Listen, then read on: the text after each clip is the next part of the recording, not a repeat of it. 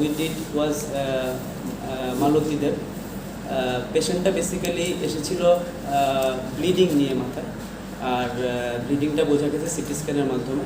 ওনার মাথা ব্যথা, sudden loss of consciousness, সেটা নিয়ে এসেছিল। তো জেনারেলি এসব পেশেন্ট আসলে নিউরো সার্জারির কাছে যায়। রেড্ডি স্যার ওদেরকে বলেছিলাম মেবি সাম কেসে ব্যস্ত আছে, আর্জেন্টলি স্যার আর আসতে পারে। তো ডক্টর রেড্ডি, ডক্টর দেবদত্ত ওদের আন্ডারে গেছিলো। তো whenever they saw the patient, ওরা সিটি স্ক্যান করিয়েছে। সিটি স্ক্যানের মধ্যে সাব অ্যারাকনয়েড হিমোরেজ, এটাকে সাব অ্যারাকনয়েড হিমোরেজ মানে ব্লিডিং ইন দ্য ব্রেন। যখনই সাব অ্যারাকনয়েড হিমোরেজ হয় জেনারেলি আমাদের দেখতে হয় যে কেন হয়েছে। মোস্ট কমন কজ হতে পারে বিপি। আগে বয়স্ক মানুষের যদি ব্লিডিং হয় মাথায়, বিপি একটা most common cause, high BP, hypertension. কিন্তু এটা ছাড়াও অন্য যে রিজনটা হতে পারে, যেটা এতদিন হয়তো কোনো মানে ওইটার জন্য হয়নি, যে অ্যানজিওগ্রাফি করে দেখা উচিত যে কোনো স্ট্রাকচারাল মালফরমেশন আছে। স্ট্রাকচারাল মালফরমেশন মানে অ্যাবনর্মাল ব্রেইনের ভেসেলগুলো অ্যাবনর্মাল ডাইলেটেশন হয়, নাহলে বেলুনের মতো ফুলে যায়, যেগুলোর থেকে হঠাৎ করে ফেটে আমাদের ব্লিডিং হয়। তো আমাকে যখন ইনভলভ করা হয়েছে, আমাকে রেফার দেওয়া হয়েছিল। I went and saw the patient. আমি প্ল্যান করেছি অ্যানজিওগ্রাফি একটা করা হয়েছে। অ্যানজিওগ্রাফিটার নাম হলো ডিজিটাল সাবস্ট্রাকশন অ্যানজিওগ্রাফি। এটা ব্রেইনের ক্ষেত্রে করা হয়। আমি 31 মেতে জয়েন করেছি। এখন অবধি আমি মোটামুটি 20 অ্যানজিওগ্রাফিস করে নিয়েছি। অ্যান্ড এটার মধ্যে এটা একটা পজিটিভ রেজাল্ট এসেছিলো, যেটার মধ্যে আইসিএ মানে আমাদের যে হার্টের থেকে ব্রেইনের কানেকশন, এটাকে ইন্টারনাল ক্যারোটিড আর্টারি বলে। এটার মধ্যে একটা 5x5 মিলিমিটারের একটা বড়, মিলিমিটার হয়তো শুনে মনে হবে যে ছোটো, কিন্তু আইডিয়ালি ব্রেইনের ক্ষেত্রে এটা বড়। তো এটা ফেটেই ব্লিডিংটা হয়েছিল। তো I approach the patient, I approach Reddy sir, I approach Debdutta. And আমি বলেছি যে এটা আমাদের অ্যানজিওগ্রাফিতে ধরা পড়েছে। Images I have share with patient party also, and images I have share and we have council together যে এটা কী ট্রিটমেন্ট হওয়া দরকার। জেনারেলি ব্রেইন অ্যানিউরিজমের 2 রকমের ট্রিটমেন্ট হয়। একটা হলো ক্লিপিং, যেটা দিয়ে মানে স্কালটা খুলে রেড্ডি স্যার ওরা, দেবদত্ত স্যার ওরা করে, ক্লিপ করে।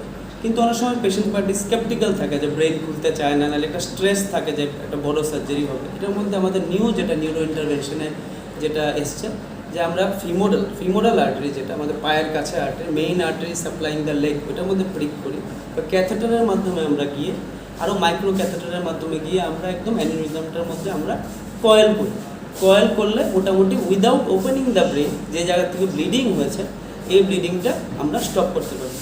তো ফার্স্ট পেশেন্ট যে আমাদের মালতী, শি স্টেবল, চোখ খুলছে, আমি খাওয়াও দিয়েছি, একটু চাও খেয়েছে, খিচুড়িও খেয়েছে, কথাও বলছে, শি স্টেবল। পেশেন্ট পার্টিও এখানে আছে, আপনারা কথা বলতে পারেন। তো এটা হয়ে গেছে। In a span of 2 days আরেকটা পেশেন্ট এসেছিল।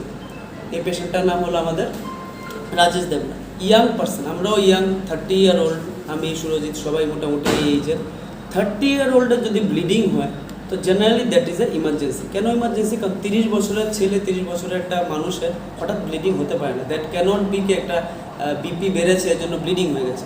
তো ওই পেশেন্টটার জন্য রেড্ডি স্যারের সাথে কথা হয়েছিল আমার। রেড্ডি স্যার ওরা বলেছে যে একটা অ্যানজিওগ্রাফি করে দেখো।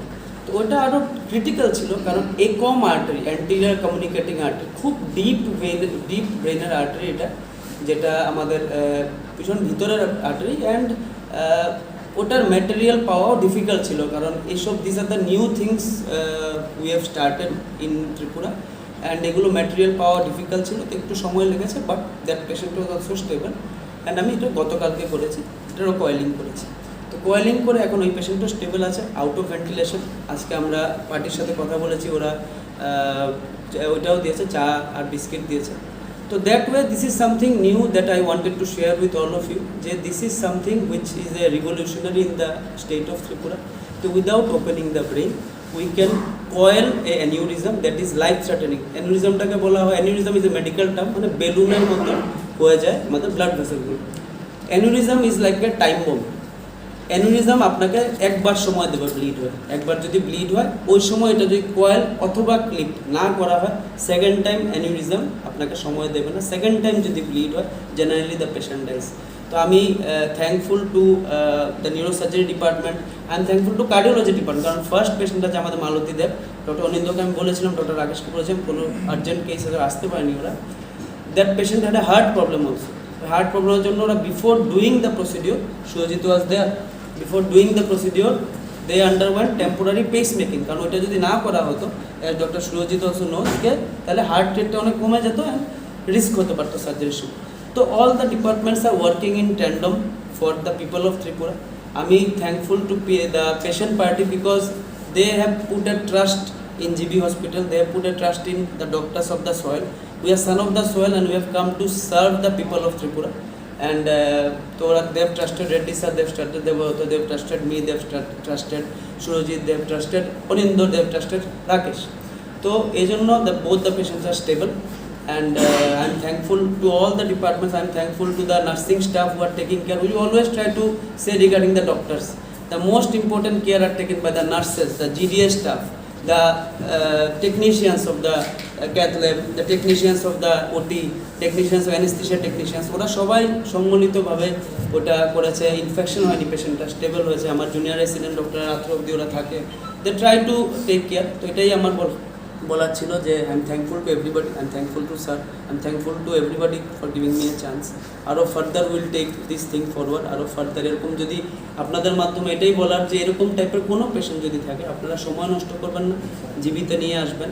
এখানে নিউরোসার্জেন্স আছে, নিউরোলজিস্ট আমি আছি, কার্ডিওলজিস্ট আছে, অ্যানেস্থেটিস্ট আছে, নেফ্রোলজিস্ট আছে, ইউরোলজিস্ট আছে, যা যা স্যার পসিবল আমাদের services, everything is in Tripura at present. Please trust the hospital and please do come. We will try to serve you as far as possible. Thank you. নমস্কার সবাইকে। আমরা আজকে আবার আপনাদের সামনে আমাদের এজিএমসি অ্যান্ড জিবি হসপিটালের সুপার স্পেশালিটি সার্ভিসের যে অগ্রগতি, সেই অগ্রগতিকে জনসাধারণের সামনে তুলে ধরার জন্য আপনাদের সামনে আমরা আবেদন রাখার জন্য এখানে সমবেত হয়েছি। আমি doctor Sanjeev Kumar Debbarma, medical superintendent, AGMC and GB hospital. আমার সঙ্গে আজকে আছেন আমাদের এই হসপিটালে যে সুপার স্পেশালিটি সার্ভিসটা সামনের দিকে এগিয়ে নিয়ে যাওয়ার জন্য যে সমস্ত বিভাগ চালু হয়েছে তার একটা অন্যতম বিভাগ হচ্ছে নিউরোলজি। নিউরোলজিস্ট ডক্টর আবিল্লাল নাথ আমার বাদিকে, আর ওনার সঙ্গে আসেন আমাদের অ্যানেস্থেসিওলজিস্ট ডক্টর সুরজিৎ পাল। আর এই নিউরোলজি বিভাগে আমাদের জুনিয়র রেসিডেন্ট হিসেবে জয়েন করেছেন জুনিয়র ডক্টররা আছেন আমাদের সঙ্গে আজকে। তো আপনারা সবাই জানেন আমাদের শ্রদ্ধেয় মুখ্যমন্ত্রী, যিনি আমাদের স্বাস্থ্যমন্ত্রী বটে, প্রফেসর ডক্টর মানিক শাহ, ওনার ব্যক্তিগত উদ্যোগে আমাদের এখানে আগে যা ছিল 3টে super speciality service, CTVS and IR, তার সঙ্গে আছে নিউরো সার্জারি এবং ইউরো সার্জারি, তার সঙ্গে আমরা নিউরোলজি, নেফ্রোলজি, ইউরোলজি, আরও গ্যাস্ট্রোএন্টারোলজি অ্যান্ড কার্ডিওলজি, যদিও গ্যাস্ট্রোএন্টারোলজি আমাদের এখানে ফ্যাকাল্টি পাওয়া যায়নি, এই সার্ভিসগুলি আমাদের সুপার স্পেশালিটি ব্লকে চালু করতে পেরেছি। যদিও আমরা এখন আপাতত আইপিটি সার্ভিসটা ফুল ফ্লেজে চালু করতে পারিনি। তো সব কিছু পেয়ে গেলে, বিশেষ করে nursing staffs, security staffs, sweeping and cleaning staffs এবং এই সমস্ত সহকারী যে সদস্যরা থাকতে হয় আমাদের ফুল ফ্লেজে সার্ভিস দেওয়ার জন্য, সব কিছু পেয়ে গেলে সামনের within very short period of time আমরা ইন সার্ভিস যেমন চালু করব। কিন্তু আমরা এখন ওপিডি সার্ভিস এবং ইন্টারভেনশন সার্ভিস চালু করতে পেরেছি।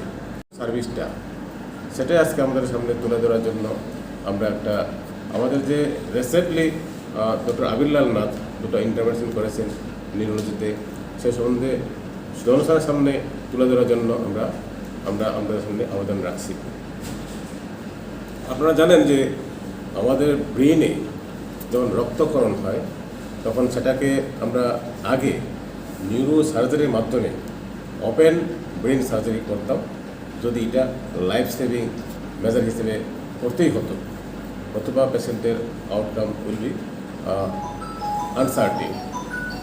তো এখন আর একটা আমাদের কাছে অপশন রইল, পেশেন্ট নিউরো সার্জারির কাছে না গিয়ে নিউরোলজি ওনাকে ইন্টারভেনশন করতে পারেন, যেটাকে ক্লোজ সার্জারি বলা হয় কয়েলিংয়ের মাধ্যমে। তো এর মধ্যেই ডক্টর আবিল্লাল নাথ আমাদের সঙ্গে জয়েন করেছেন মাত্র 1 মাস হলো। এই 1 মাসের মধ্যেই ওনার আপ্রাণ চেষ্টায় ওই ডিপার্টমেন্টকে অনেকটা এগিয়ে নিয়ে এসেছেন এবং উনি দুটো পেশেন্টের প্রাণ বাঁচালেন। তো একজন হচ্ছে মালতী দেব, যিনি 70 বছরও পেরিয়ে গেছেন। আরেকজন খুবই ইয়ং বয়সী Rajesh Debnath, only 33 years old. তো ওই দুজনে এসেছেন কিন্তু আমাদের এখানে ব্রেইনের রক্তক্ষরণ, মস্তিষ্কের রক্তক্ষরণ নিয়ে। ওনাদেরকে উনি ওপেন সার্জারি না করে কয়েলিংয়ের মাধ্যমে ওই রক্তটা বের করে দিলেন এবং কীভাবে করলেন তার একটা বিশদ বিবরণ উনি আপনাদের সামনে তুলে ধরবেন।